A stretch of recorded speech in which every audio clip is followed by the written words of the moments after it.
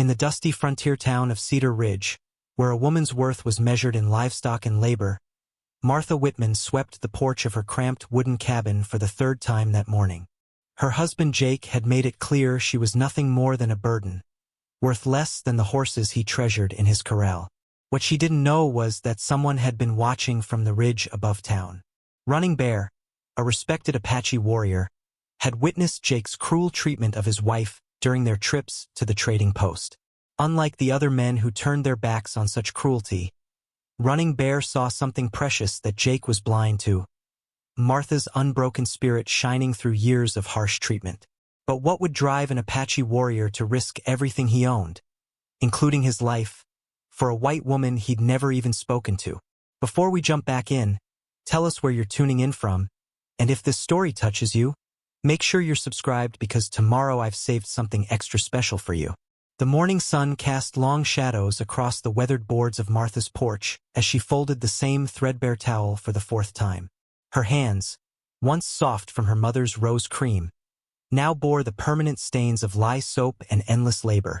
The sound of Jake's boots on gravel announced his approach from the barn, each step deliberate and heavy with the weight of another man disappointed by life's refusal to bend to his will. Jake Whitman had not always been cruel. Martha remembered glimpses of the man who had courted her after her parents' death, when she was 17 and desperate for security. He had spoken then of building something together, of children who would inherit their small piece of the territory. But 3 barren years and 2 failed harvests had carved deep lines around his eyes and turned his mouth into a permanent sneer. "That porch don't need sweeping again," Jake said, not bothering to look at her as he adjusted the bridle of his prize stallion, Thunder. The horse was a magnificent chestnut with a white blaze, worth more than most settlers saw in a year. Jake spent hours grooming the animal, speaking to it with a tenderness he had never shown his wife. Martha set down her broom without argument. She had learned that silence was her safest refuge, though it came at the cost of feeling herself disappear a little more each day. In the distance, she could see Doc Henderson's buggy making its way down Main Street, probably heading to the Calloway place where another baby was expected. Martha had stopped hoping for such visits long ago. The town of Cedar Ridge stretched out below their small homestead like a collection of children's blocks scattered by an impatient hand. The general store anchored one end of Main Street, its painted sign promising goods from back east that rarely arrived. Mrs. Patterson, the store owner's wife, maintained the closest thing to society the settlement possessed, organizing quilting bees and church socials with the determination of a woman who refused to let civilization slip away entirely. Sarah Collins lived in the neat cabin closest to Martha's, close enough that they could wave to each other across their vegetable gardens. Sarah had been Martha's only real friend since arriving in Cedar Ridge, perhaps because she too understood the peculiar loneliness of frontier marriage. Her husband Thomas was a decent man, but even decent men grew hard when the land fought them year after year. "Thunder needs new shoes," Jake announced, running his hand along the stallion's neck. "I'll be taking him to the blacksmith today. You keep yourself busy with useful work." Martha nodded, though she wondered what he considered useful. She had already scrubbed their 2 rooms until they gleamed, mended every piece of clothing they owned, and tended their small garden with the care of a mother watching over sickly children. Perhaps she would walk to Sarah's and help with the preserving. Sarah never made her feel like an inconvenience. Jake mounted Thunder with practiced ease, and Martha found herself admiring the fluid partnership between man and horse. For a moment, she glimpsed the confident young rancher Jake had once been, before disappointment had eaten away at his dreams like acid on metal. But the moment passed as he looked down at her with that familiar expression of irritated tolerance. "Don't go filling Sarah Collins' head with your complaints," he warned. "A man's business with his wife ain't nobody else's concern." After he rode away, Martha stood alone in the yard, listening to the wind move through the cottonwoods that marked the edge of their property. Sometimes she imagined walking into those trees and never coming back. But where would she go? A woman alone on the frontier was prey for every predator, human and otherwise. At least with Jake she had shelter and protection, even if it came wrapped in daily humiliations. She picked up her broom again, not because the porch needed sweeping, but because the familiar motion calmed her racing thoughts. As she worked, she hummed a hymn her mother had taught her, one of the few melodies that Jake had never bothered to forbid. From the ridge above town, unseen eyes watched her gentle movements and caught the faint sound of her song on the wind. Running Bear had been observing the settlement for weeks now, learning the rhythms of white life with the patience his people had taught him. But increasingly, his attention focused on the woman with the brown hair who moved through her daily tasks like a ghost, walking through a world that barely acknowledged her existence. He had seen Jake's casual cruelty, the way the man spoke to his wife as if she were a poorly trained dog. Among Running Bear's people, such treatment of a woman would bring swift consequences from the tribal council. Women were the keepers of life, deserving of respect and protection. Watching Martha's quiet dignity in the face of such dismissal stirred something dangerous in the warrior's chest. Running Bear shifted his position among the rocks, his weathered face thoughtful as he considered the growing complexity of his feelings. He had come to scout the settlement's defenses and trading opportunities. He had not expected to find a woman whose spirit called to something deep within his own soul. High in the mountains above Cedar Ridge, the Apache camp stirred to life with the first pale light of dawn. Unlike the rigid rectangles of the white settlement below, the camp flowed organically across a sheltered meadow, its wickiups arranged in harmony with the natural contours of the land. Smoke from cooking fires rose straight up in the still morning air, carrying the scent of roasting corn and mesquite. Running Bear emerged from his dwelling, the sacred medicine pouch his grandmother had crafted hanging from his neck. The leather bag contained items of deep spiritual significance. A piece of turquoise from the sacred mountains, eagle feathers blessed by the medicine man, and a small stone worn smooth by generations of his ancestors' hands. Each item connected him to the long line of warriors who had walked this path before him, reminding him of his responsibilities to both the living and the spirits. At 32 winters, Running Bear had earned his place among the band's most respected warriors.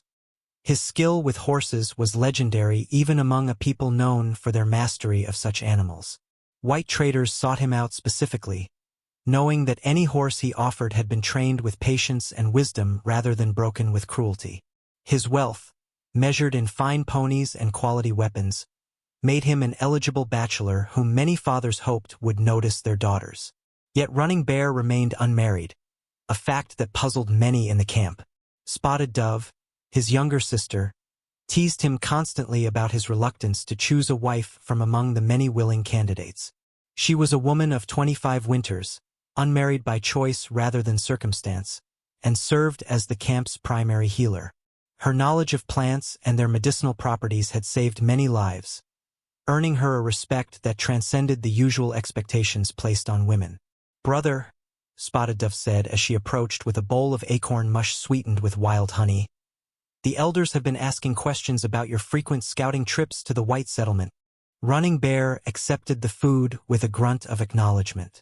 His sister's perceptive nature made her a skilled healer, but it also meant she noticed things others might miss. He had indeed been spending more time watching Cedar Ridge than his assigned duties required. "The white eyes grow bolder," he said carefully. "They build closer to our hunting grounds each season. We must know their intentions." Spotted Dove studied her brother's face with the same intensity she brought to diagnosing illness. "And what have you learned about their intentions? This watching so many sunrises from the same ridge?" Running Bear felt heat rise in his cheeks, an unusual reaction for a man known for his emotional control. "They are like children playing at being adults. They take what they do not understand and destroy what they cannot possess." "All of them," Spotted Dove pressed. "Every single white person in that settlement acts with such foolishness?" Her brother's silence stretched long enough to constitute an answer. Spotted Dove set down her own bowl and moved to sit beside him on a fallen log. Around them, the camp continued its morning routine. Children helping their mothers prepare food, men checking weapons and tending horses, elders smoking their pipes and discussing the day's plans. "Tell me about her," Spotted Dove said quietly. Running Bear's jaw tightened. His sister's intuition sometimes felt more like witchcraft than wisdom. "There is nothing to tell, brother," I have watched you pace the camp like a caged wolf. I have seen you stare at the mountains where the white settlement lies hidden. Your medicine bag has never left your neck, even to sleep, as if you are preparing for some great spiritual test. Either you are planning to attack their town single-handed, which would be madness, or you have seen something there that troubles your spirit in ways you cannot name. The morning sun climbed higher, painting the mountain peaks in shades of gold and rose. Running Bear considered his sister's words, knowing she would not be easily deceived. Among their people, honesty between family members was considered sacred, part of the web of trust that held the band together in a hostile world. There is a woman, he admitted finally. She is mistreated by her husband, a man who values his horses more than his wife's well-being. Spotted Dove absorbed this information without judgment. And this troubles you because among our people such behavior would not be tolerated. Because I have watched her maintain dignity despite daily humiliations. Because, he paused, struggling with words to describe something he barely understood himself. Because when I see her, I see strength that has never been properly valued. His sister nodded slowly. The heart does not always choose wisely, but it chooses according to truth the mind cannot see. What do you intend to do about this woman? Running Bear touched his medicine pouch, feeling the weight of his ancestors' wisdom. I do not know, but I fear that doing nothing may prove more dangerous than taking action. Spotted Dove rose and placed a gentle hand on her brother's shoulder. Then you must seek guidance from the spirits. Whatever path you choose will affect not just your life, but the lives of everyone in this camp. The trading post stood at the heart of Cedar Ridge like a magnet drawing settlers from miles around. Built of sturdy pine logs chinked with adobe, it served as bank, post office, and social center for the scattered homesteads. On this particular Tuesday morning, the hitching posts outside were crowded with horses and mules, their owners conducting the weekly business that kept frontier life functioning. Martha walked beside Jake's wagon, her worn boots raising small puffs of dust with each step.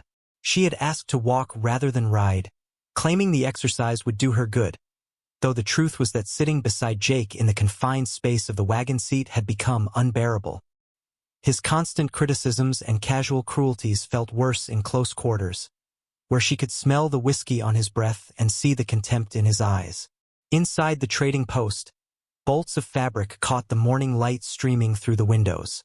Martha's fingers lingered on a length of blue calico printed with tiny white flowers, the closest thing to beauty she had seen in months. The material was soft under her touch, imported from back east where such luxuries were commonplace rather than precious rarities. How much for 3 yards of this blue? She asked Mr. Patterson, the proprietor, keeping her voice low so Jake would not overhear from where he stood examining horse tack. $2.50, Patterson replied, his tone apologetic. I know it seems dear, but the freight costs from Denver are getting higher every season. Martha's heart sank. $2.50 might as well have been 25. Jake controlled every cent that came into their household, and he had made it clear that money spent on fripperies was money wasted. She had been saving eggs from their hens to trade for small necessities, but her collection would not cover such an expense. Perhaps just a yard, she whispered, still touching the soft fabric. Even 1 yard would be just over 80 cents, Patterson said gently. He was a kind man who had watched Martha's gradual transformation from hopeful young bride to subdued shadow. Though I might be willing to trade for those fine preserves you make. Mrs. Patterson has been asking about your peach jam recipe. Before Martha could respond, Jake's voice cut across the store like a whip crack. Martha, get away from that foolishness and help me with these supplies. She dropped her hand from the fabric as if it had burned her. The brief moment of possibility extinguished like a candle in strong wind. Yes, Jake. As she turned to join him, the trading post door opened with the jingle of the bell Mr. Patterson had mounted above it. Running Bear entered, ducking slightly to clear the frame, his presence immediately commanding attention from every person in the building. He wore traditional Apache clothing but had added a few pieces that would ease negotiations with white traders. A leather vest and silver-mounted belt that spoke of wealth and success. Martha had seen Apache warriors before, but always at a distance and usually in the company of soldiers or territorial officials conducting formal business. Up close, Running Bear's dignity was unmistakable. He moved with the fluid grace of a man completely comfortable in his own skin, his dark eyes taking in every detail of the store with the practiced assessment of someone accustomed to evaluating potential threats and opportunities. "Morning, Running Bear," Patterson called out, his voice carrying the particular friendliness reserved for good customers. "What brings you down from the high country today?" "I have horses to trade," Running Bear replied in careful English. "Fine animals, well trained." Jake looked up from the harness he had been examining, his attention caught by the mention of horses. "What kind of horses?" he asked, the first genuine interest Martha had heard in his voice in weeks. "Strong ponies, good for mountain work. Also one mare, very gentle, good with children." Martha found herself studying Running Bear's face as he spoke. There was something in his expression, a depth of character that reminded her of her father, who had been known throughout their Ohio community as a man of his word. When Running Bear's gaze briefly met hers, she felt a strange flutter of recognition, as if some part of her soul acknowledged a kindred spirit. "I might be interested in looking at what you have," Jake said, moving closer. "Depending on the price, of course." "Fair prices for fair dealings," Running Bear replied. "I bring horses to town on Friday, when sun is high." As the Apache warrior completed his business with Patterson, purchasing coffee and sugar with silver coins that gleamed in his weathered palm, Martha noticed how differently he carried himself compared to the white men in the store. There was no bluster or false bravado, just quiet confidence built on genuine accomplishment. When Running Bear left, his departure seemed to drain some essential energy from the building. Martha realized she had been holding her breath, though she could not have explained why. "Savages think mighty well of themselves," Jake muttered, but his tone carried grudging respect.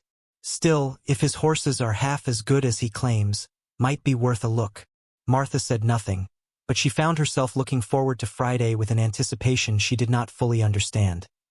The smell of whiskey hung thick in the cabin's cramped interior like a poisonous fog that had settled into every corner.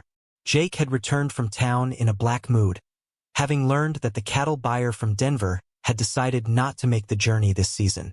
3 months of careful planning and hopeful calculations had crumbled in a single conversation, leaving him with a herd to feed through winter and no prospect of income until spring. Martha had prepared his favorite supper, venison stew with fresh biscuits, hoping to ease his disappointment. But food could not fill the hollow space where Jake's dreams of prosperity had once lived. He pushed the bowl away after 2 bites, reaching instead for the bottle he kept hidden behind the flour sack. "Worthless," he muttered, though whether he meant the stew, the cattle, or life in general remained unclear. "Everything in this godforsaken place is worthless." Martha cleared the table in silence, her movements careful and deliberate. Experience had taught her that Jake's drinking brought unpredictable storms, and the safest course was to become as invisible as possible until the weather passed. But tonight, something was different.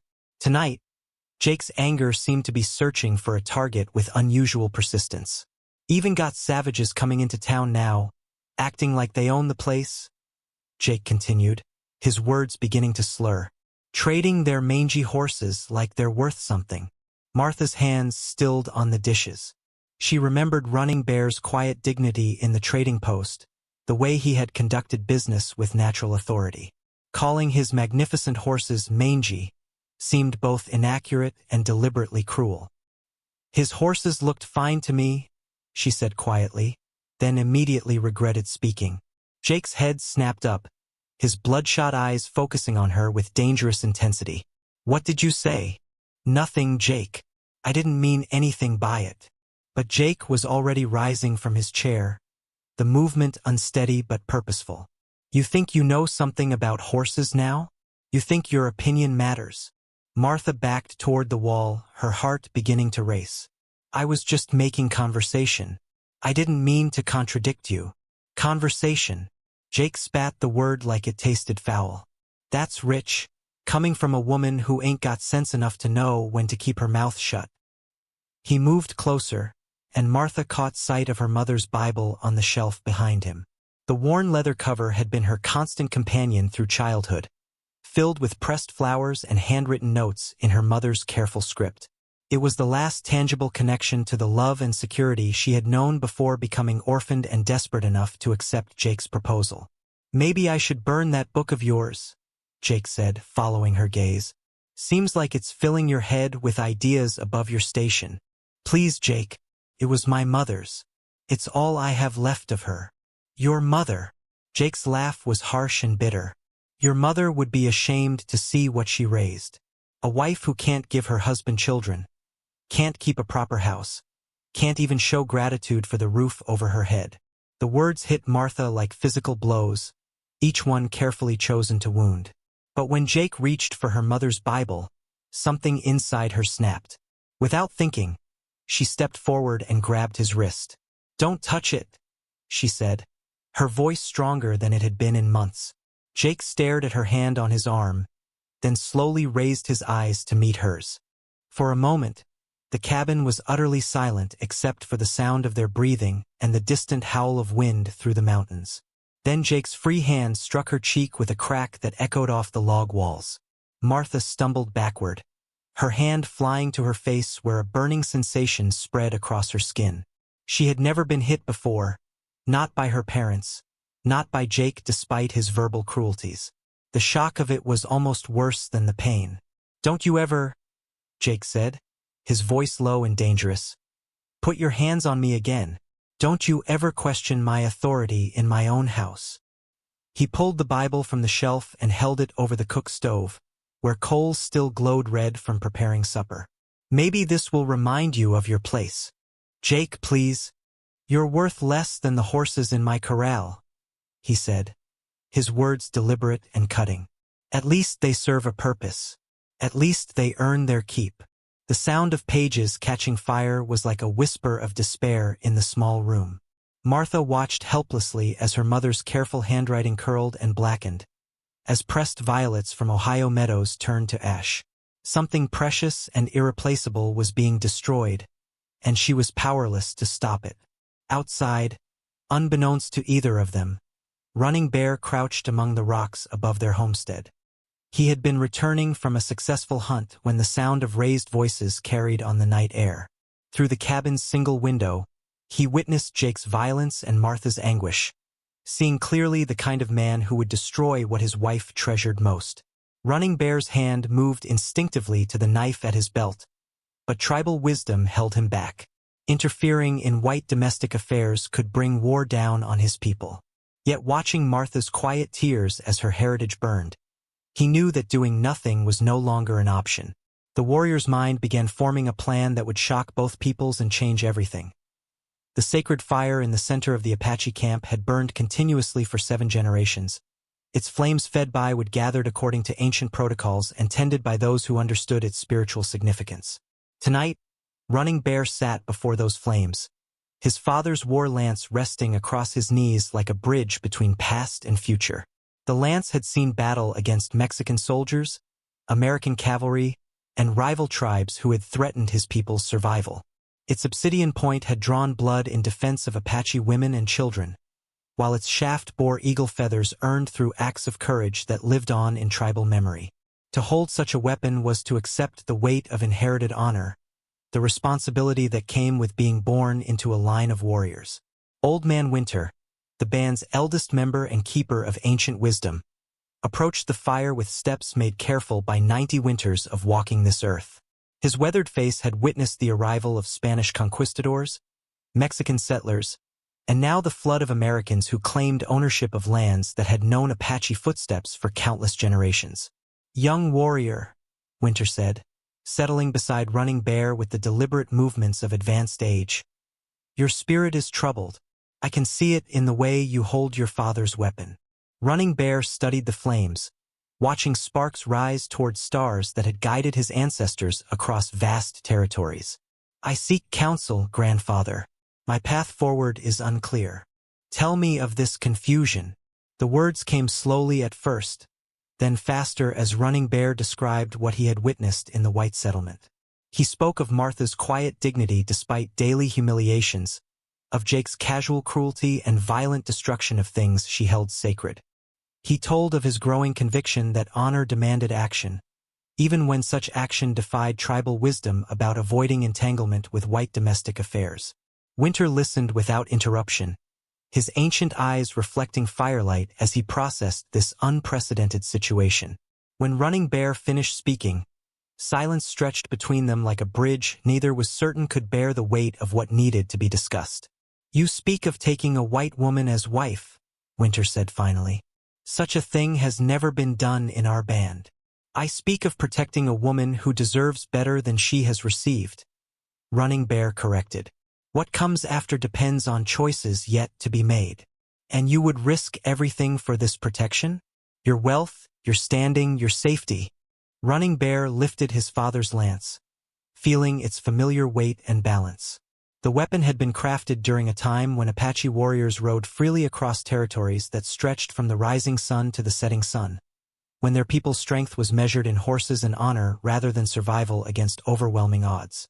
"My father died defending what he believed was right," Running Bear said. "He taught me that a warrior's greatest weapon is not his lance or his bow, but his willingness to stand for principles that outlast individual lives." Winter nodded slowly. "Your father was my nephew, a man of great courage. But courage without wisdom leads to unnecessary death." "Then help me find wisdom, grandfather. Tell me if the spirits approve of what I am considering." The old man reached into the pouch at his side and withdrew a handful of sage, which he cast into the flames. Sweet smoke billowed upward, carrying their prayers to the spirit world where ancestors watched over the living with eternal concern. "I will seek a vision," Winter said. "But first you must understand what you are truly asking. If you take this path, you cannot walk it alone. Your actions will affect every person in this camp. The white authorities may see your intervention as an act of war. Our own people may question your loyalty to Apache ways." Running Bear had considered these consequences during long nights of restless sleep. "I understand the risks. Do you understand the cost? You speak of offering everything you own for this woman. Your horses, your weapons, your trade goods. If the spirits approve this course, you will become poor in the way white men measure wealth."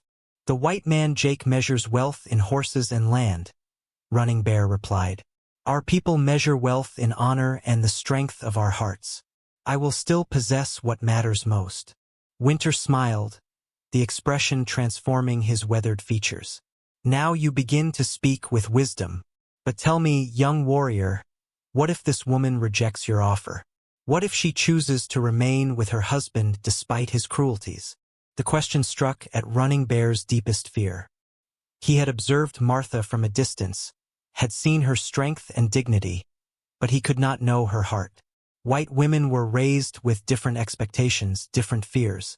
She might see his intervention as kidnapping rather than rescue. "Then I will honor her choice," he said after a long pause. "But I will also know that I offered her another path." Winter cast more sage into the flames, and both men watched the smoke spiral upward into the star-filled darkness. "Tomorrow I will fast and seek guidance from the spirit world. If the ancestors approve your plan, we will make preparations. If they counsel against it, you must accept their wisdom." Running Bear nodded, understanding that his fate now rested in hands older and wiser than his own. The morning sun painted Cedar Ridge in shades of gold and amber when Running Bear rode into town leading a string of horses that drew appreciative stares from every man who understood horseflesh. His wealth was displayed not in ostentation but in the quality of animals that followed behind him. Sturdy mountain ponies with intelligent eyes, a matched pair of chestnuts that moved like dancers, and one particular mare whose gentle nature showed in every graceful step. Jake emerged from his cabin as the small procession passed, drawn by the same magnetic pull that affected every horse-loving man in the settlement. Running Bear had counted on this reaction, had chosen his animals specifically for their ability to speak to a rancher's dreams of prosperity. The pouch of Spanish silver coins at his belt clinked softly with each movement of his horse, adding another layer to the wealth he was prepared to offer.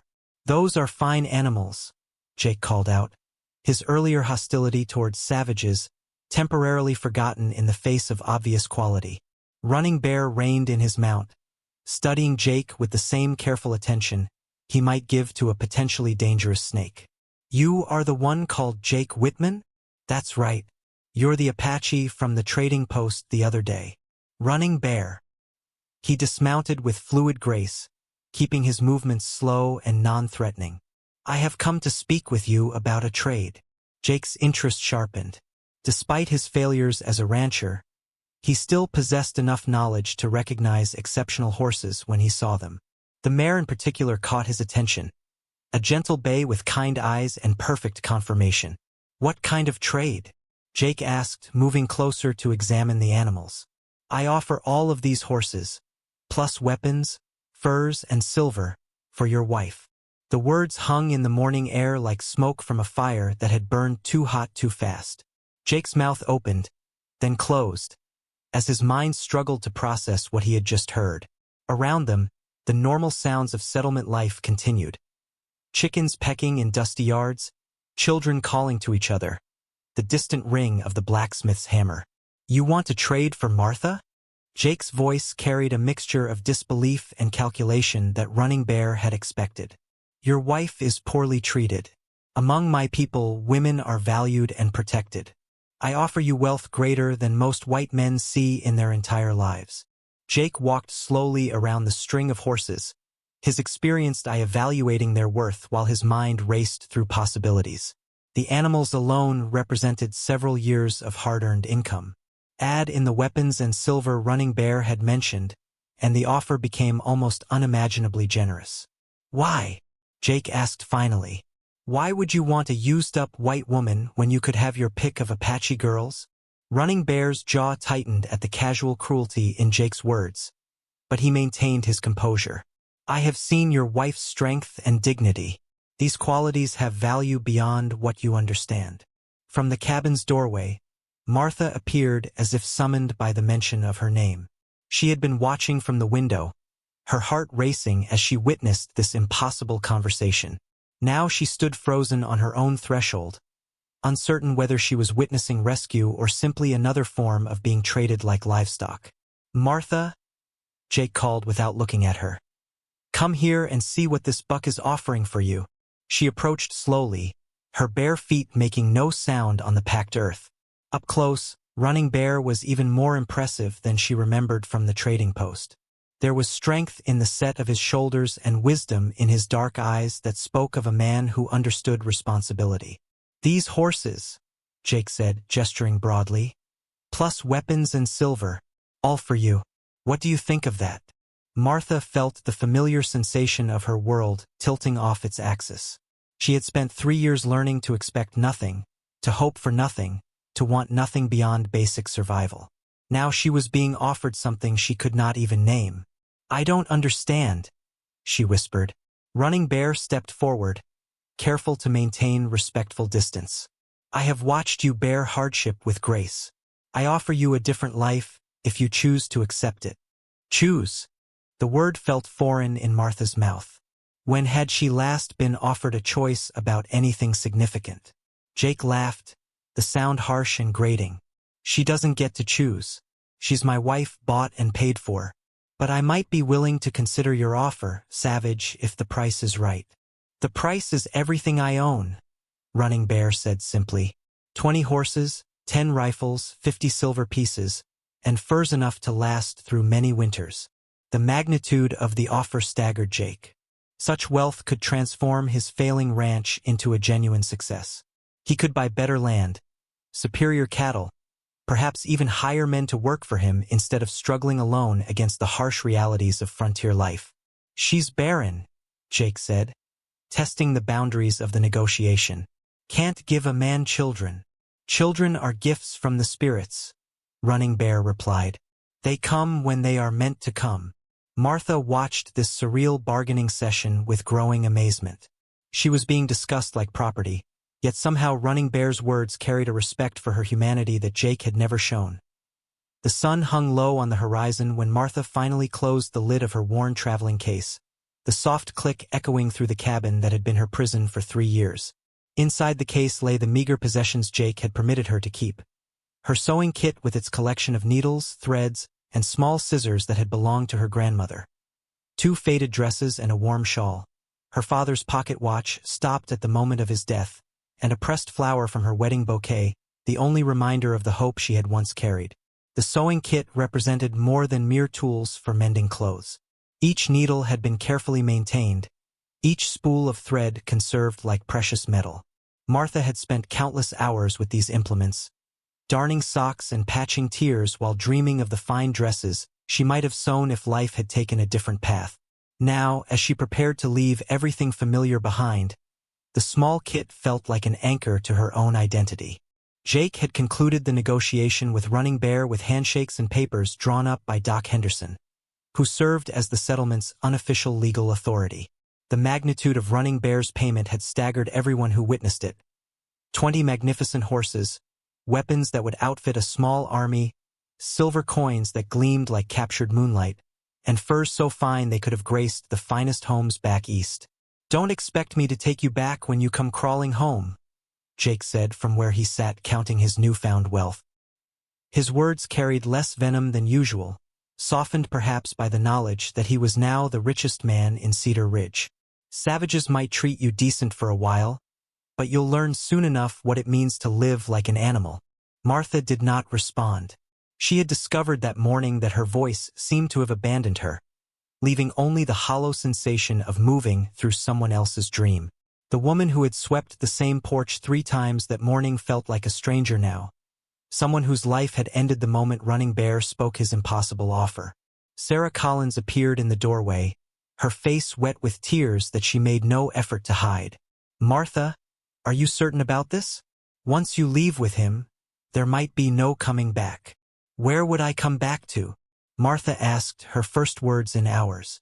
"What life am I leaving behind?" Sarah had no answer for that. She had witnessed Jake's treatment of his wife, had seen the gradual erosion of Martha's spirit under constant criticism and casual cruelty. Yet the unknown seemed more frightening than the familiar misery. "I brought you something," Sarah said, pulling a small bundle from beneath her shawl. Inside was a loaf of fresh bread, still warm from the oven, wrapped in a clean cloth. "For the journey."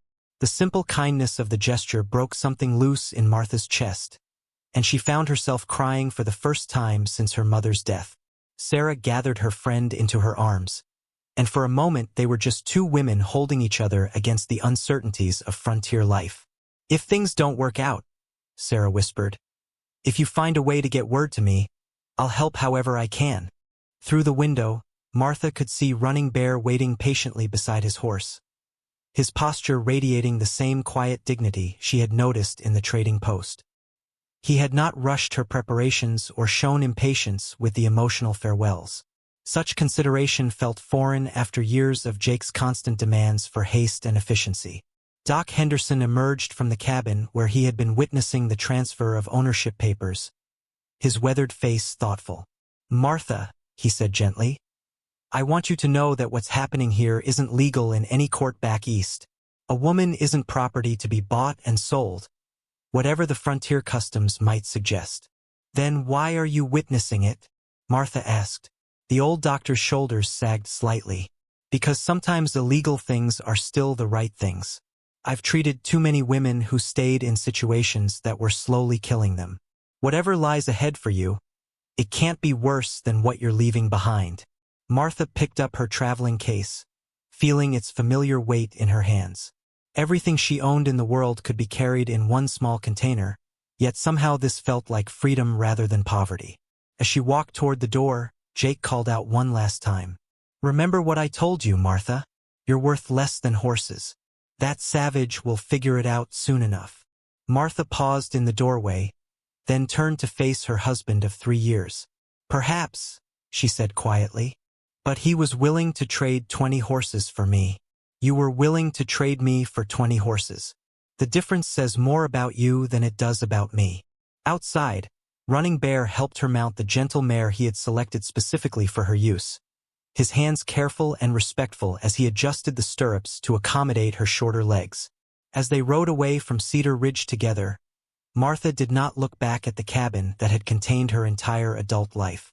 Instead, She focused on the mountains ahead, where a new existence waited among people she did not know, speaking a language she did not understand, following customs that remained mysterious.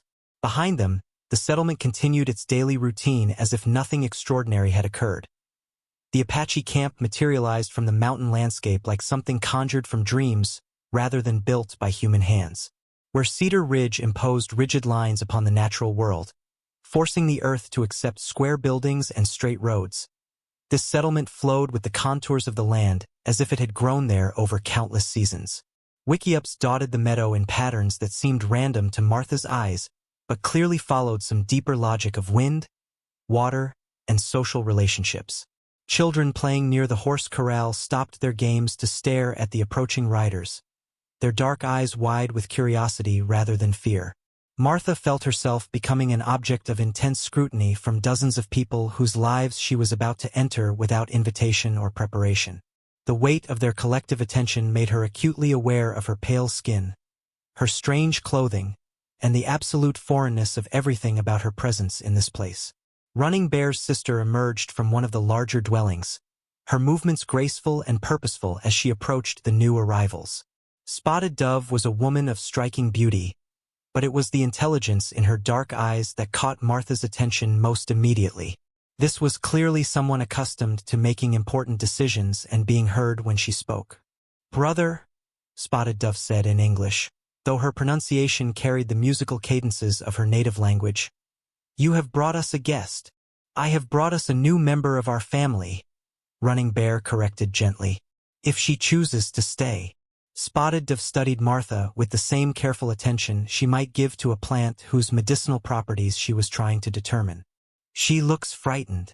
"I am frightened," Martha admitted, finding her voice despite the strangeness of the situation. "Everything here is new to me." A smile transformed Spotted Dove's features, revealing warmth that had been hidden beneath initial caution. "Good. Fear means you understand that your life is changing. Come. Let me show you where you will rest tonight."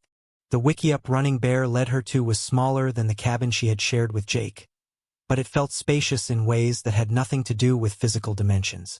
The structure breathed with the wind rather than fighting it, and late afternoon sunlight filtered through the entrance in patterns that shifted like living things. Animal hides covered the floor, their softness a luxury Martha had not experienced in years. "This is yours," Running Bear said, setting down her traveling case with careful respect. "No one will enter without your permission. No one will demand anything of you that you do not wish to give."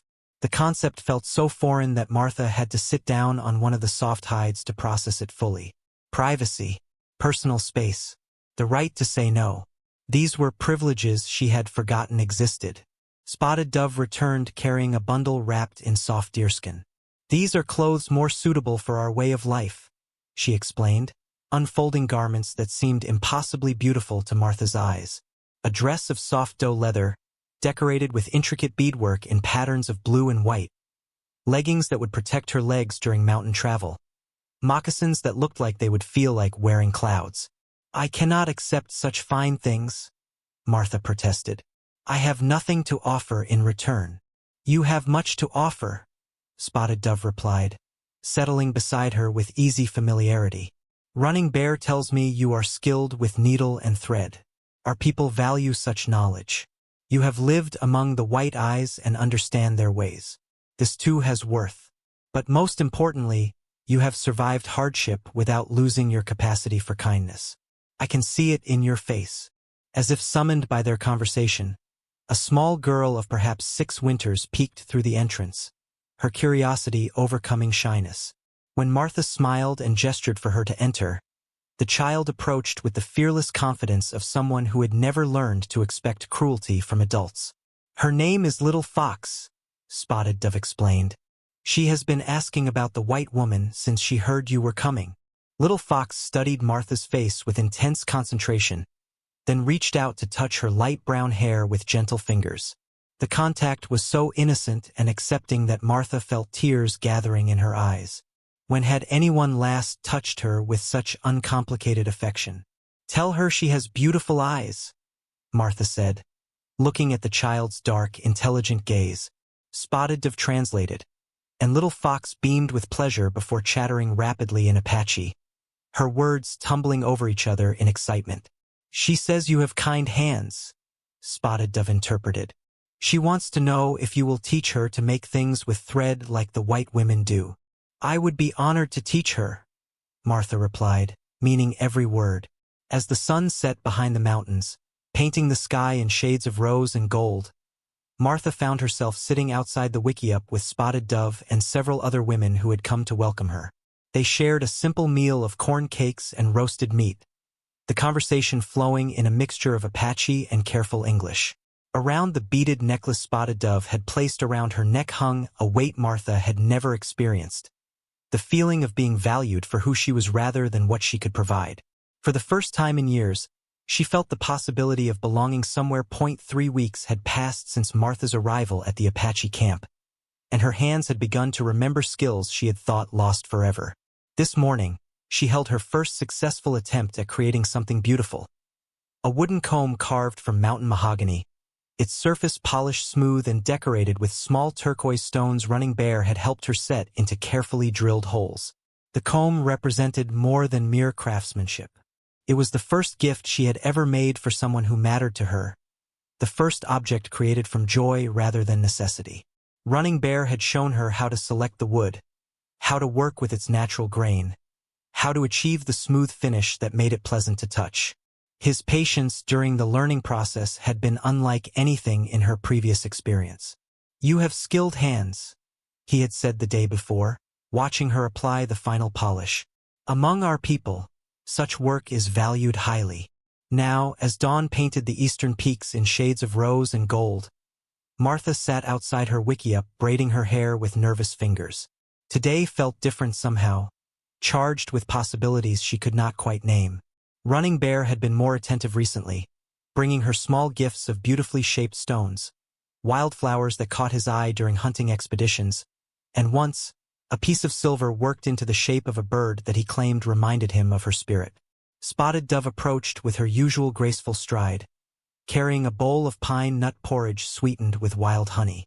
Sister, she said, settling beside Martha with familiar ease, you look thoughtful this morning. I have been thinking about gifts, Martha admitted. About the difference between giving because you must and giving because you want to. Ah! Spotted Dove's knowing smile suggested she understood more than Martha's words had revealed. And what has brought such thoughts to your mind? Martha held up the finished comb, watching morning light play across its polished surface. I want to give this to Running Bear, but I am not certain what such a gift means among your people. Among our people, gifts carry the intentions of the giver's heart. What do you intend? The question struck to the center of Martha's confusion. What did she intend? Gratitude, certainly, for Running Bear's rescue from a life that had been slowly crushing her spirit. Respect for his patience and kindness during her adjustment to Apache ways.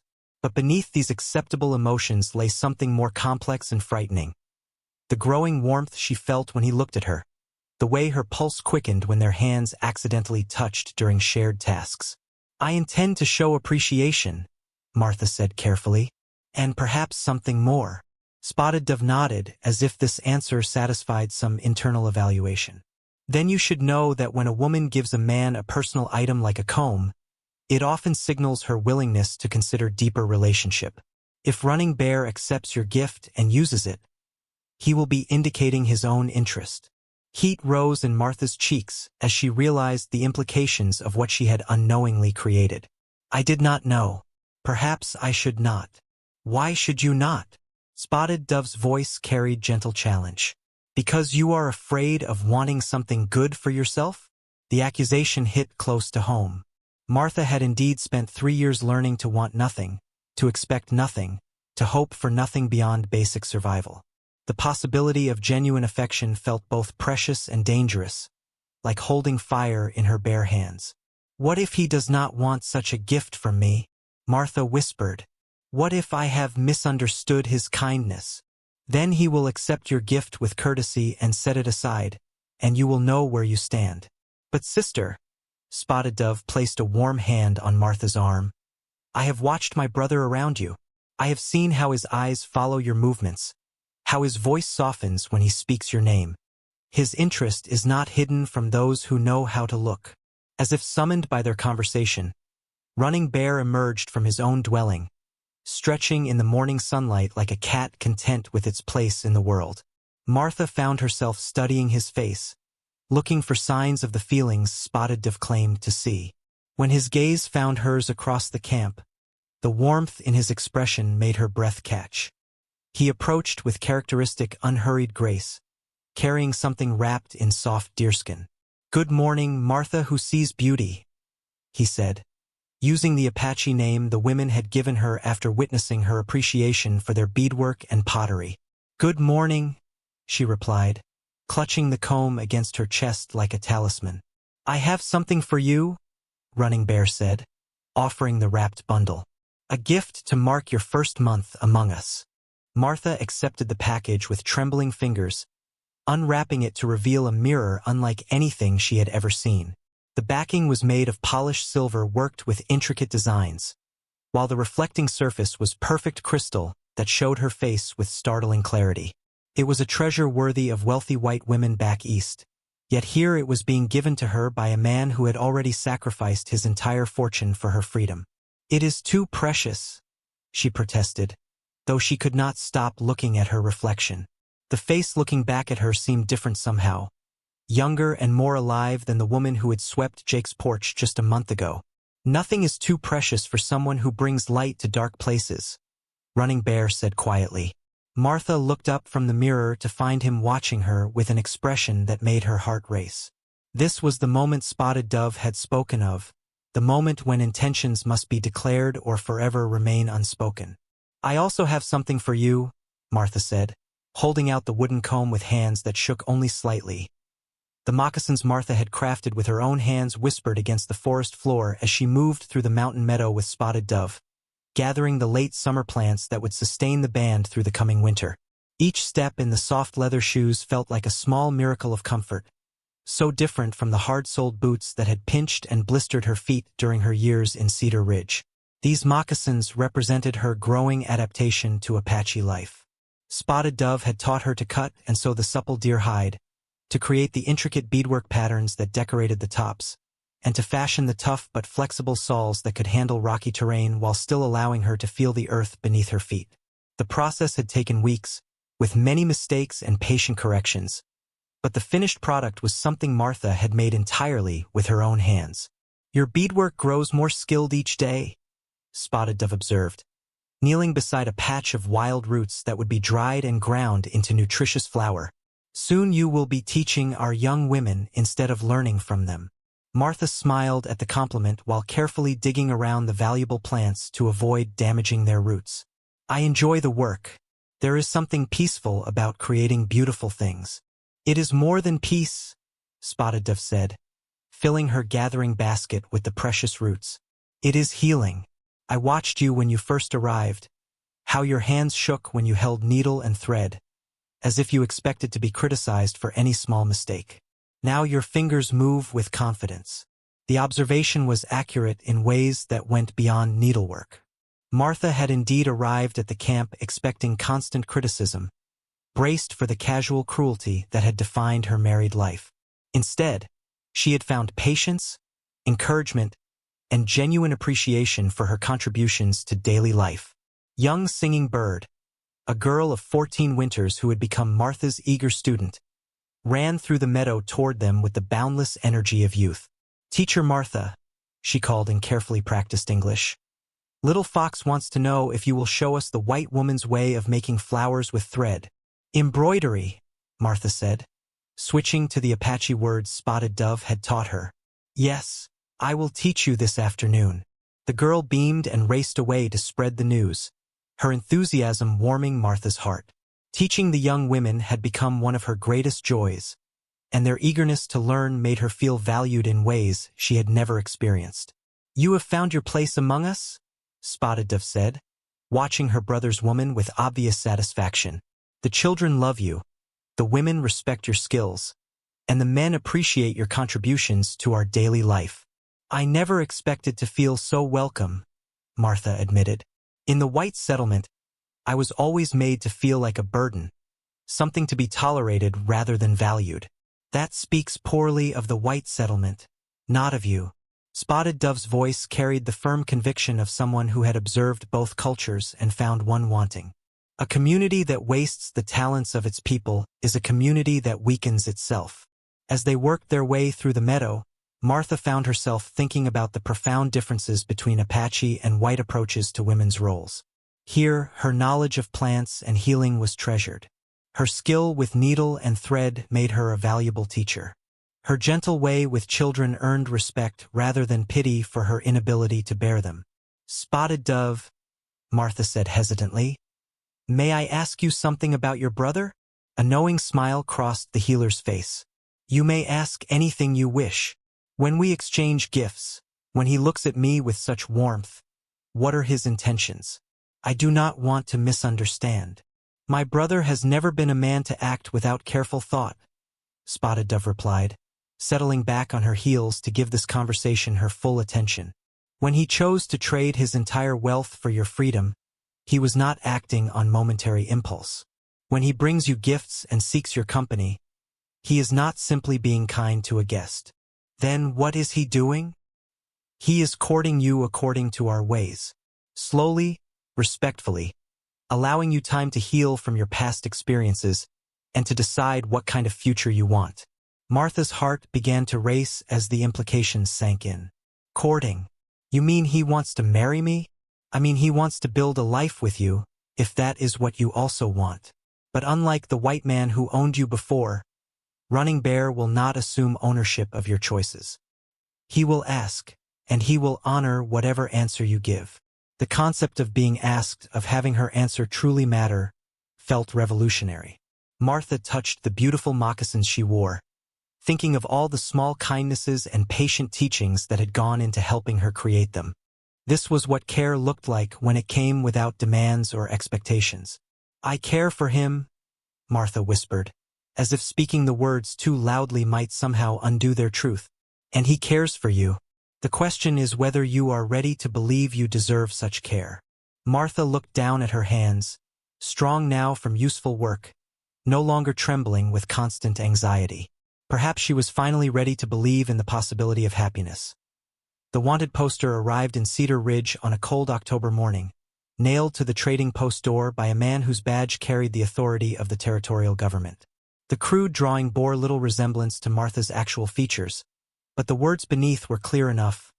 "Reward $500 for information leading to the return of Martha Whitman, abducted by Apache savages. Contact Jake Whitman, Cedar Ridge Settlement." Doc Henderson stood before the poster with growing unease. His weathered hands clenched into fists as he read the deliberately inflammatory language. The description painted Martha as a helpless victim kidnapped by brutal savages, completely ignoring the voluntary nature of her departure and the cruelty that had driven her away. "Abducted," he muttered under his breath. "The man has some nerve." Behind him, Sarah Collins approached with her usual market basket, planning to purchase supplies for the coming week. When she saw the poster, her face went pale as fresh snow. "Oh, Martha," she whispered, "what has he done?" The poster represented more than mere communication. It was a weapon designed to inflame public opinion and justify whatever violence Jake might be planning.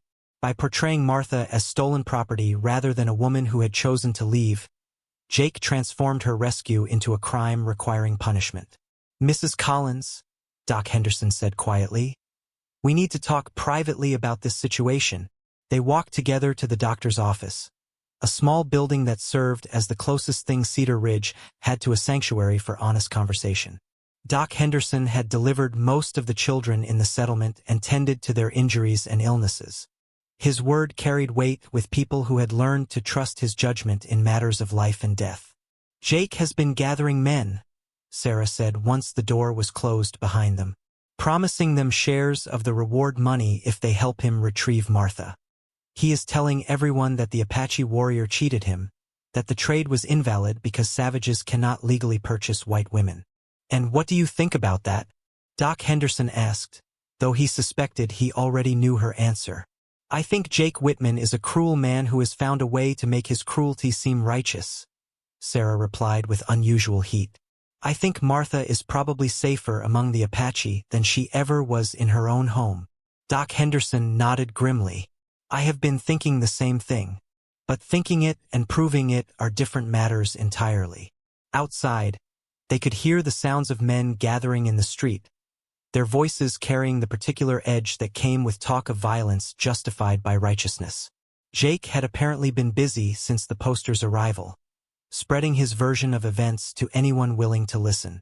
"Doctor," Sarah said urgently, "is there any way to warn them? To let Martha know what is coming?" "Even if there were," Doc Henderson replied, "what good would it do? The Apache band cannot simply pack up and disappear every time white men decide to cause trouble. They have their own reasons for staying in those mountains." Through the window, they watched Jake emerge from the saloon with 5 other men, all of them armed and wearing the grim expressions of those who had convinced themselves that violence was not only justified but necessary.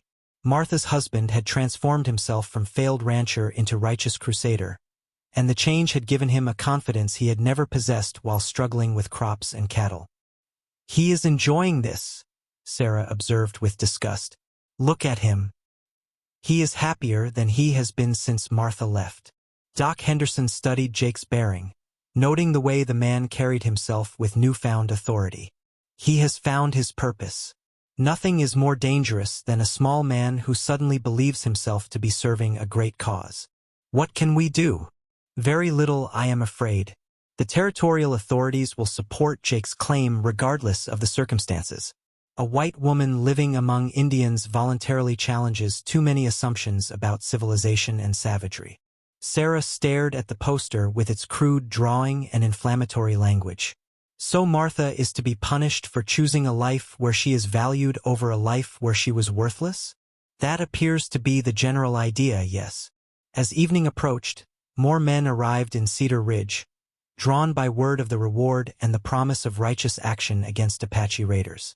They came from neighboring settlements and isolated homesteads, men who saw an opportunity to strike back against the indigenous people who had resisted their expansion into traditional hunting grounds.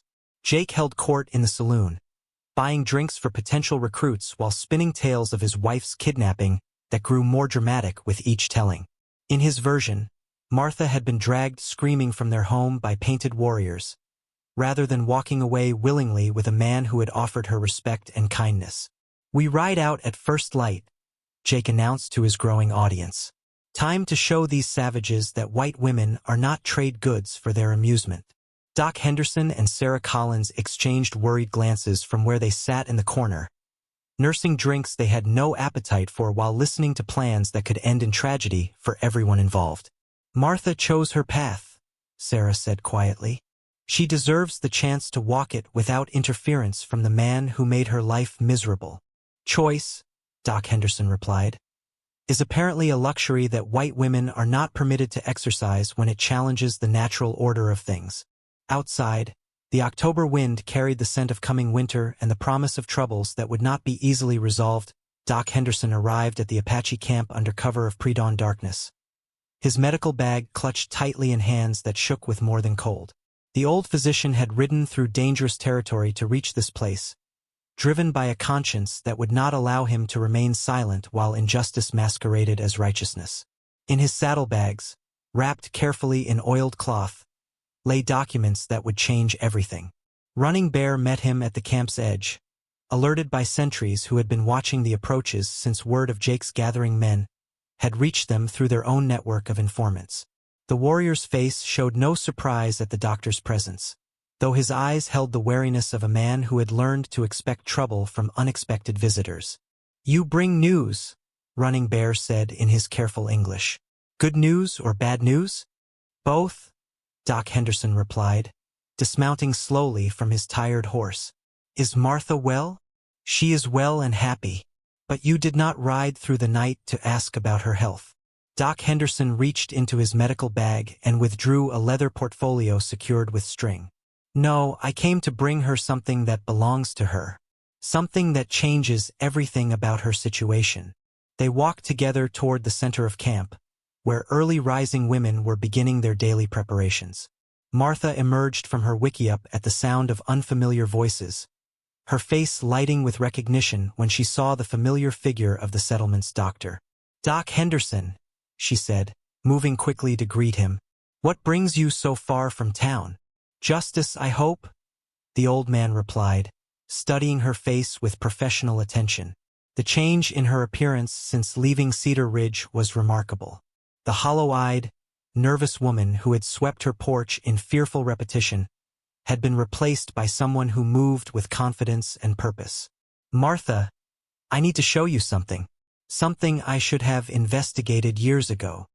He opened the portfolio and withdrew a legal document, its official seals and careful handwriting speaking of courts and law books rather than frontier justice. "This is a marriage certificate. Not yours, but Jake's first one." Martha stared at the document without comprehension. "I don't understand." "Jake was married before you, Martha, in Kansas, to a woman named Emily Morrison. The marriage was never legally dissolved. When he married you 3 years later, that ceremony was invalid under territorial law." The words hung in the morning air like smoke from a fire that had burned too hot.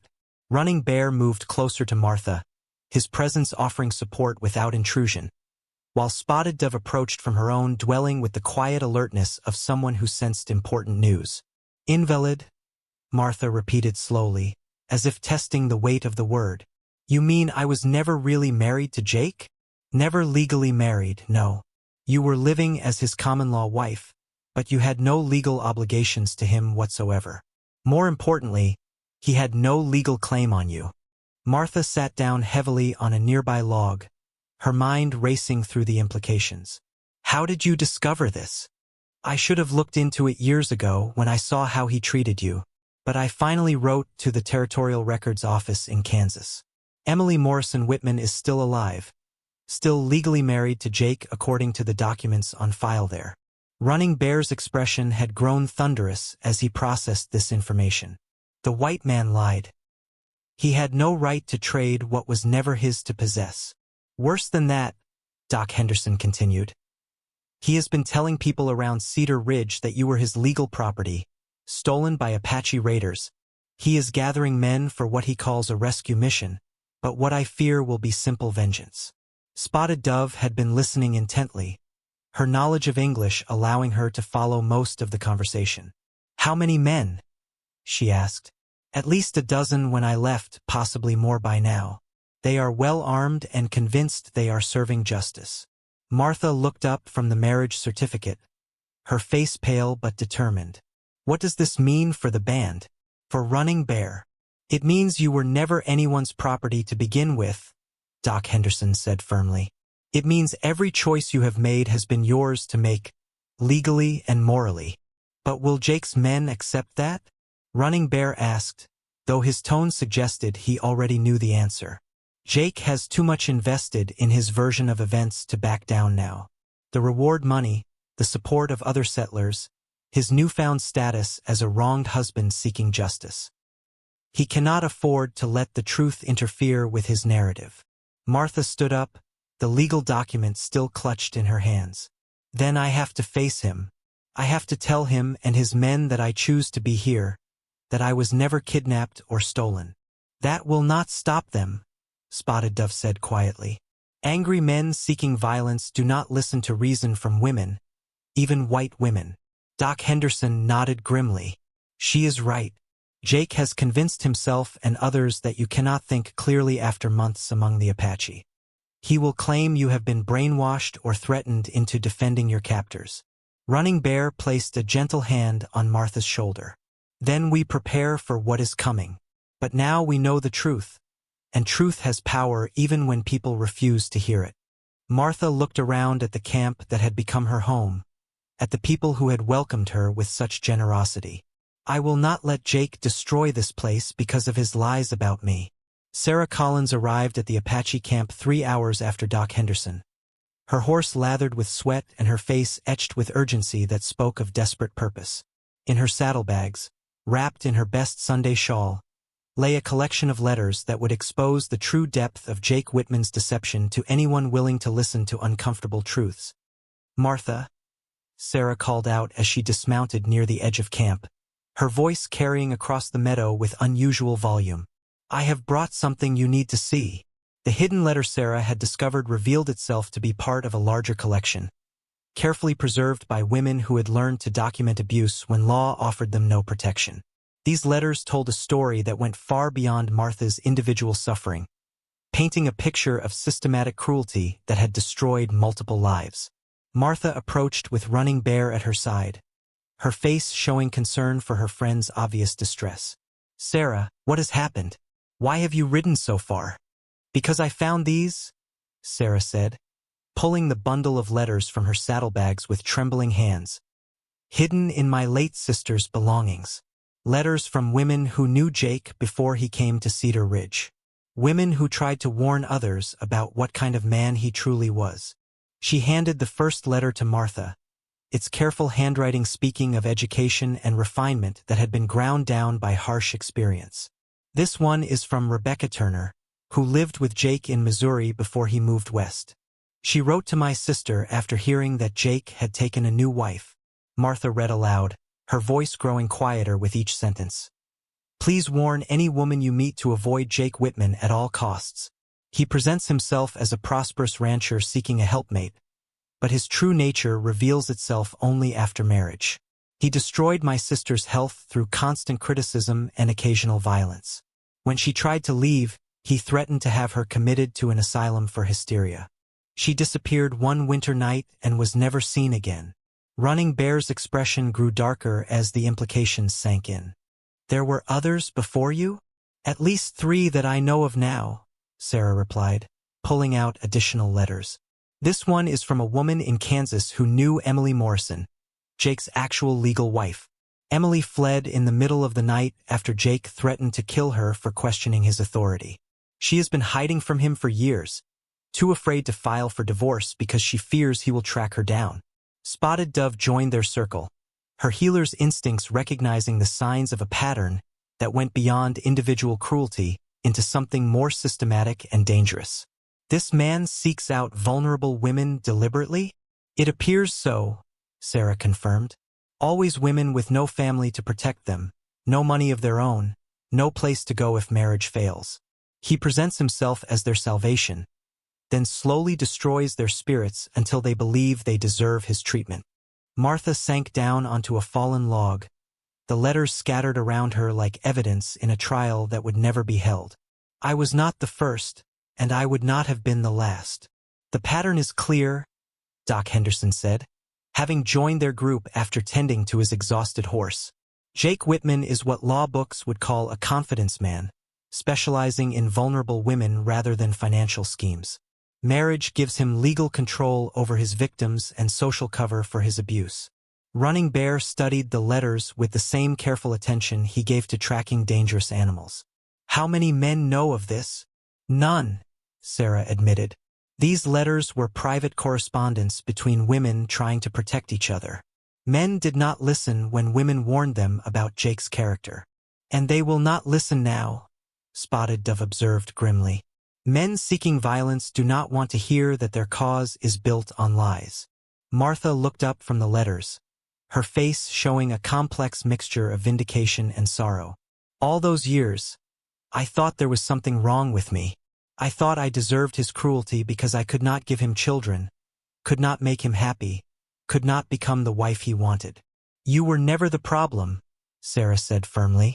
Jake Whitman is a predator who found perfect cover in frontier marriage customs that give men absolute authority over their wives. But now we know the truth, Running Bear said, gathering the letters with careful respect. And truth is a weapon we can use when he comes for you. Doc Henderson shook his head. Truth is only a weapon when people are willing to hear it. Jake has spent weeks convincing every man in 3 settlements that he is the wronged party, that you are the victim of Apache savagery who needs rescue. Facts will not change minds that are set on violence. Martha stood up, her decision crystallizing as she looked around at the people who had risked everything to bring her this information. Then I will have to make them listen. When Jake comes, I will face him with the truth. I will make it clear that I choose to be here, that I was never his legal wife, and that his claims about me are lies. And if he refuses to listen? Spotted Dove asked. Then at least I will have spoken my own truth, Martha replied. For the first time in my adult life, I will use my own voice to defend my own choices. Sarah Collins smiled through her tears, recognizing the transformation of her friend from victim to woman with agency and power. The war paint Running Bear applied to his face in the pre-dawn hours carried meanings that went deeper than mere decoration.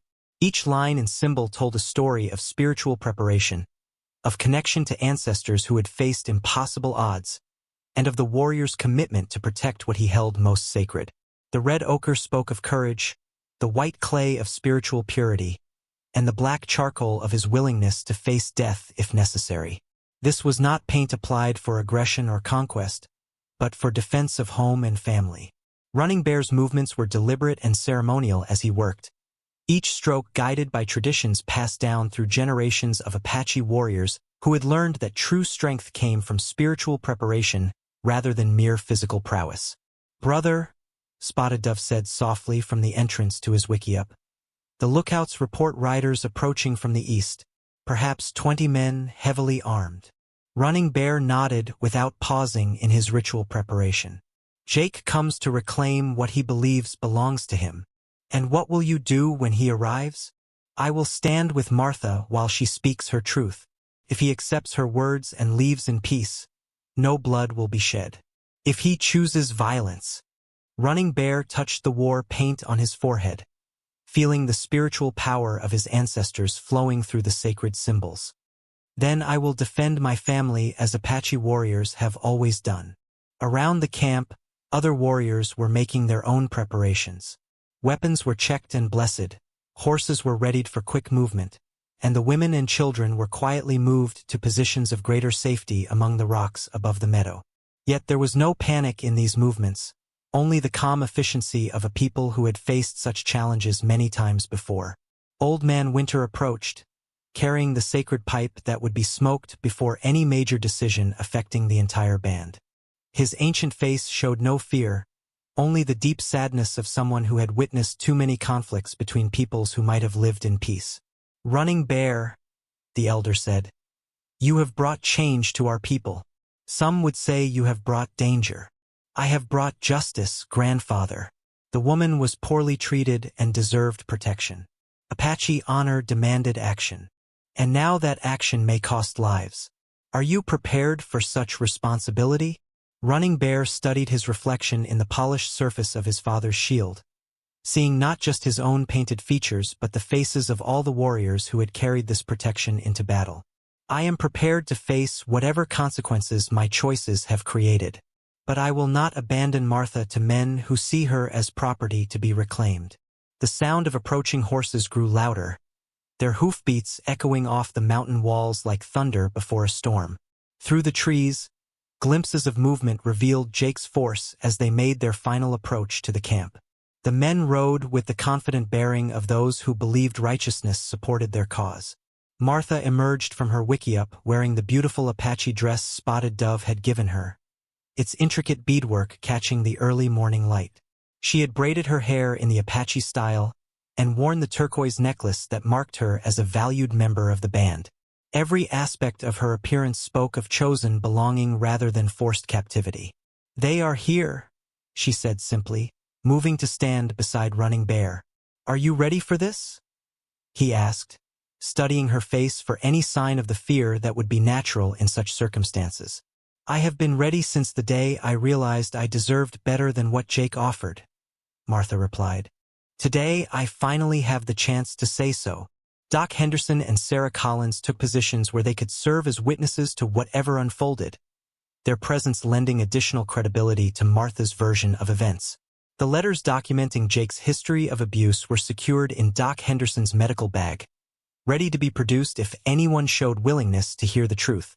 Running Bear raised his hand, and the camp fell silent except for the sound of wind through the pines and the approaching horses. When Jake's force finally broke through the tree line and entered the meadow, the contrast between the two groups was immediately apparent. Jake's men rode in military formation, their weapons prominently displayed and their faces set in expressions of grim determination. They had come expecting to fight savage kidnappers and rescue a helpless victim.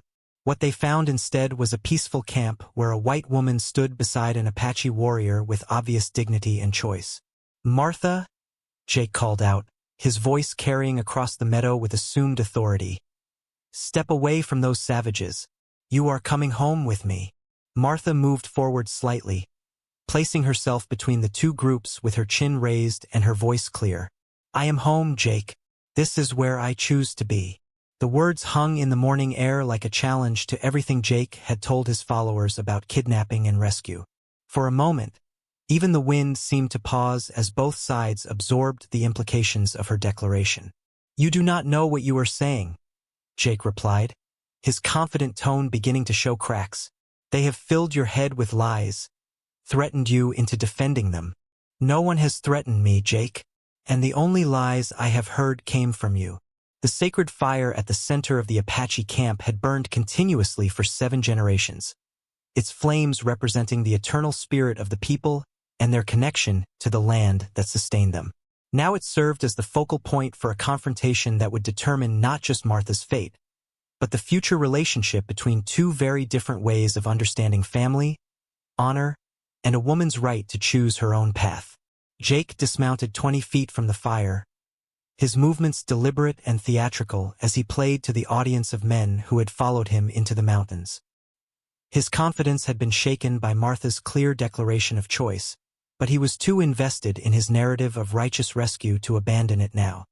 "Martha," he said, his voice carrying the particular tone of a man speaking to a child who had misbehaved. "You have been among these people too long. You are not thinking clearly. Come with me now, and we will put this foolishness behind us." "I am thinking more clearly than I have in years," Martha replied, her voice steady despite the magnitude of the moment.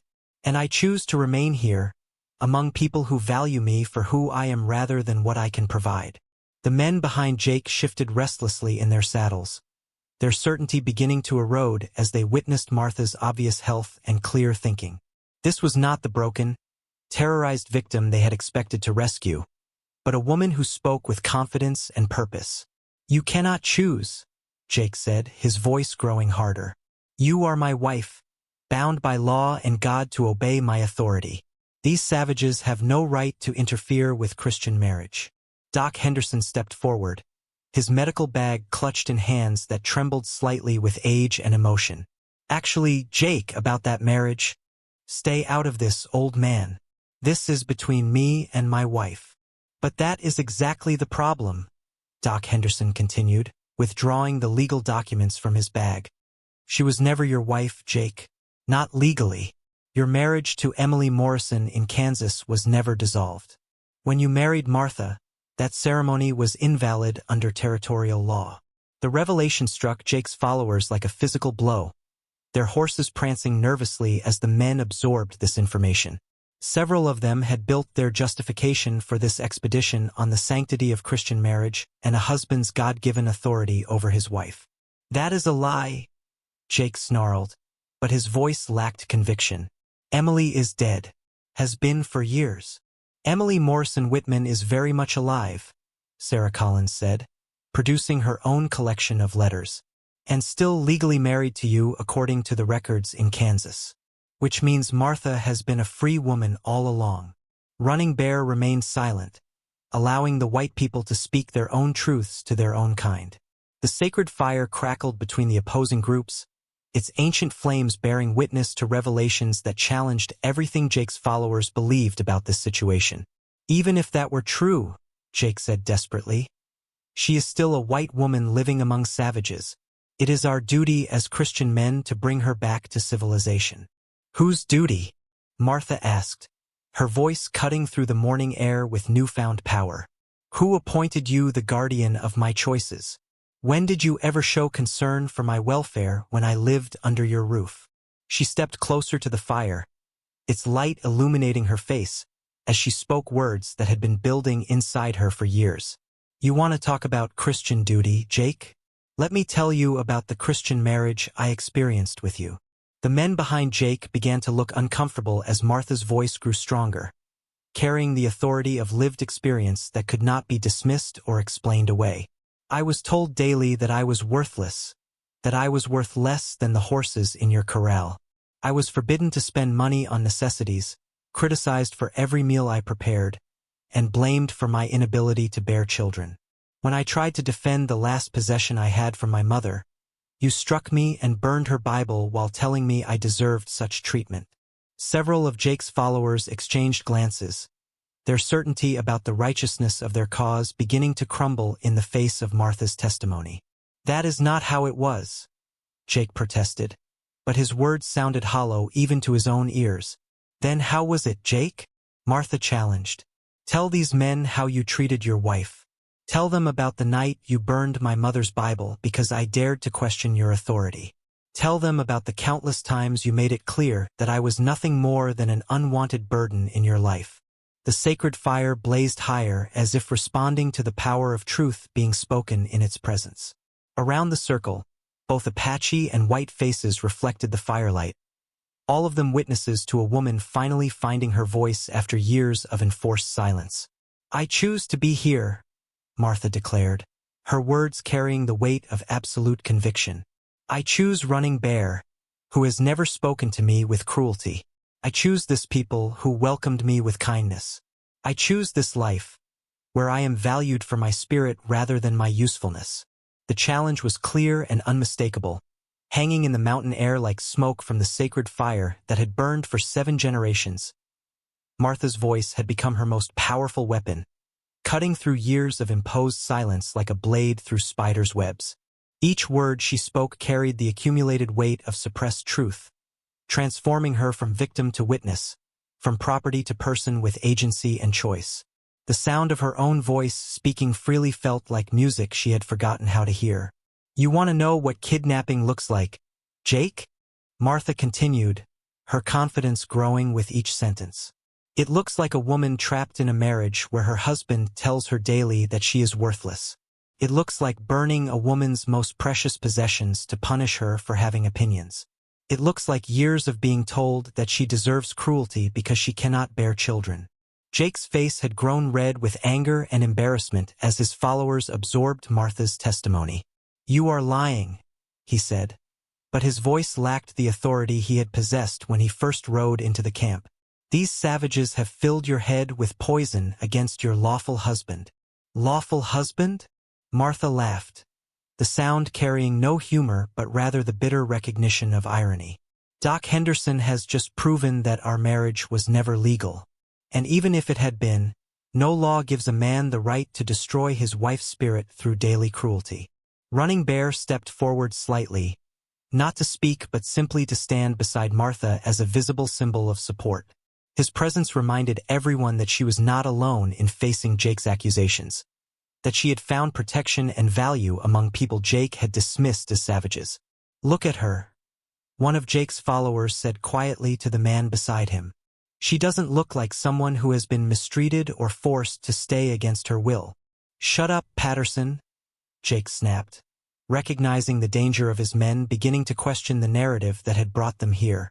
But the damage was already done.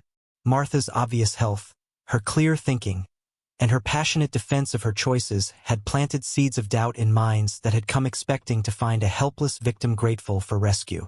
Martha, Jake said, changing tactics. You are making a terrible mistake. These people are not your kind. You will never truly belong among them. Come home with me, and I promise things will be different. Different how? Martha asked. Will you suddenly value my opinions? Will you treat me with the respect that Running Bear has shown me from our first meeting? Will you see me as a human being rather than a burden that eats your food and uses your resources? Jake had no answer for these questions, because answering them honestly would require admitting that his treatment of Martha had been systematically cruel and unjustified. Doc Henderson stepped closer to the fire, his weathered face grave with the responsibility of bearing witness to truth. Jake, I have known you for 3 years, and I have watched how you treated Martha. These men deserve to know what kind of rescue they are supporting. You stay out of this, old man, Jake warned, his hand moving toward the pistol at his belt. The gesture sent ripples of tension through both groups. Several of Jake's followers looked alarmed at the prospect of their leader threatening an elderly doctor, while the Apache warriors tensed for potential violence. Running Bear's voice cut through the tension like a knife through leather. "You will not threaten the medicine man," he said in English carefully chosen for maximum clarity. "He speaks truth. Truth is sacred." "I will not be lectured by a savage about truth," Jake replied, his desperation making him reckless. "Then be lectured by me," Martha said, her voice rising to carry across the entire camp. "Be lectured by the woman whose life you tried to destroy through 3 years of systematic cruelty. Be lectured by someone who has finally found the courage to speak the truth about what you really are." She moved closer to Jake, close enough that he could see the strength in her eyes, the confidence that had replaced the fearful deference he had demanded throughout their marriage. "You are a coward, Jake Whitman. You are a man so weak that you can only feel powerful by crushing the spirit of women who depend on you for survival. You chose vulnerable women deliberately because strong women would never tolerate your cruelty." The words struck Jake like physical blows, each accusation precisely aimed at the core of his character. Around the fire, men from both cultures watched as a woman who had been silenced for years finally found her voice and used it to speak devastating truth. "You brought these men here by lying to them," Martha continued. "You told them I was kidnapped, that I was being held against my will, that I needed rescue from savage captors. But the truth is that I needed rescue from you." Jake's hand tightened on his pistol grip, his face twisted with rage at being exposed so completely in front of the men whose respect he had worked to earn. "You want to know what salvation looks like?" Martha asked, spreading her arms to encompass the Apache camp around her. "It looks like being valued for who you are rather than what you can provide. It looks like being treated with dignity and respect. It looks like having choices and having those choices honored by people who care about your well-being." Her voice had become a force of nature, unstoppable and undeniable in its power to reshape the narrative that had brought armed men into the mountains seeking violence. The 2 wedding rings that now adorned Martha's finger caught the afternoon sunlight as she stood beside Running Bear in the center of the Apache camp, surrounded by people who had witnessed her transformation from broken victim to empowered woman. The rings represented not just the joining of 2 lives, but the blending of 2 cultures in a ceremony that honored both Apache traditions and Martha's own heritage. 6 months had passed since Jake's humiliating retreat from the mountains, his followers abandoning him one by one as Martha's words stripped away the righteous justification for their expedition. Faced with the undeniable truth of her voluntary presence and Jake's documented history of abuse, the men had melted away like snow in spring sunshine, leaving Jake to ride home alone with his lies exposed and his authority shattered. The smaller ring was a simple band of silver worked by Apache craftsmen, its surface engraved with symbols representing Running Bear's clan and Martha's adoption into the tribe. The larger ring had been fashioned from gold traded from Mexican merchants, its design incorporating turquoise stones that spoke of the sacred mountains where their love had grown. Together, the rings told the story of 2 people who had found in each other what they had never known they were missing. "My wife," Running Bear said softly, the English words carrying weight and reverence that made Martha's heart flutter even now, weeks after their wedding ceremony. "Are you content with your choice?" Martha smiled, looking around at the camp that had become her true home. Children played among the wickiups, their laughter echoing off the mountain walls.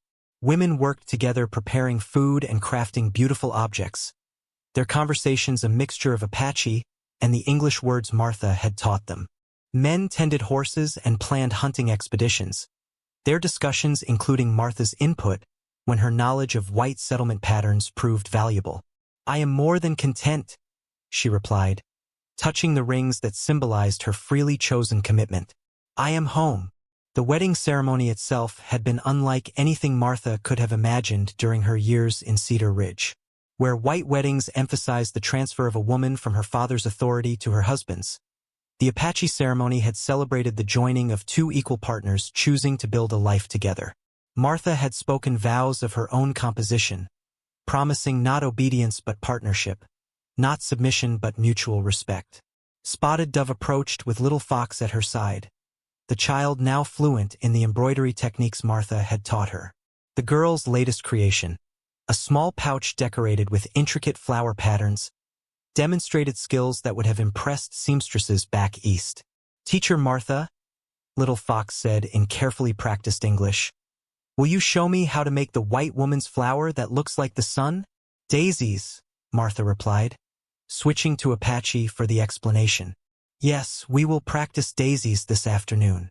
The integration of Martha's skills into tribal life had proved more valuable than anyone had anticipated. Her knowledge of preserving food had helped the band prepare more effectively for winter. Her ability to read and write had made her a valuable intermediary in dealings with territorial officials. Most importantly, her gentle teaching methods had enriched the education of Apache children who would need to navigate between two worlds as they grew to adulthood. Doc Henderson appeared at the edge of camp, making one of his regular visits that had become as much social call as medical necessity. The old physician had become an unofficial ambassador between the Apache band and the white settlement, his presence helping to maintain peaceful relations despite occasional tensions. "Martha," he called out with genuine warmth, "you look radiant as always. Marriage to Running Bear agrees with you." "As does freedom to choose my own path," Martha replied, embracing the man who had risked much to bring her the truth about her legal status. "How are things in Cedar Ridge?" "Quiet since Jake left for parts unknown," Doc Henderson reported. "Sarah Collins sends her love and a package of letters from back east. Seems word of your situation has reached some women's rights advocates in Boston who are very interested in your story." Martha accepted the packet of letters with surprise. The idea that her personal struggle might have significance beyond her own life had never occurred to her. "They want to document cases where women have successfully escaped abusive situations," Doc Henderson explained. "Your story gives hope to others who feel trapped by circumstances and law." Running Bear placed a protective arm around Martha's shoulders. "Will this bring trouble for us?" "I doubt it," Doc Henderson replied. "Public opinion is changing faster than territorial law. More people are beginning to understand that a woman's happiness matters as much as a man's authority." As evening approached, Martha and Running Bear walked together to their favorite spot overlooking the valley below. The lights of Cedar Ridge twinkled in the distance, marking a world she had left behind without regret. "Do you ever wonder what would have happened if we had never met?" Martha asked, leaning against her husband's strong shoulder. "I know what would have happened," Running Bear replied, his voice certain. "You would have found another way to freedom, because your spirit was too strong to remain broken forever." Martha touched her wedding rings, feeling the weight of love freely given and received. "Perhaps, but I am grateful our paths crossed when they did." Below them, the Apache camp settled into evening routines that now included Martha as naturally as if she had been born to this life.